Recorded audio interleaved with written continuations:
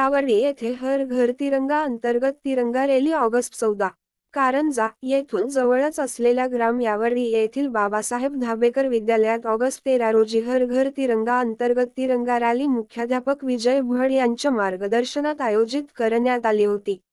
August 13 रोजी सकाळी संपूर्ण गावातून तिरंगा रॅली काढण्यात आली। त्यामध्ये भारत मातेचे सेवक आम्ही, तिरंग्याचे रक्षक आम्ही, देश की रक्षा कौन करेंगे, हम करेंगे, हम करेंगे, हर घर तिरंगा असे विविध देशभक्तीपर ध्वज लावून वातावरण निर्मिती करण्यात आली। विद्यार्थ्यांच्या देशभक्तीपर ध्वज व देशभक्तीपर गीताने संपूर्ण यावर्षी दुमदुमून गेली। यावेळी बहुतांश विद्यार्थ्याजवळ तिरंगा देण्यात आला होता। विद्यार्थी तिरंगा उंचावत विजयी विश्व तिरंगा प्यारा झेंडा रहे हमारा हे देशभक्ती गीत सुरात म्हणत होते। अतिशय सुंदर आणि शिस्तबद्ध असलेल्या तिरंगा रॅलीचे गावकऱ्यांनी कौतुक केले।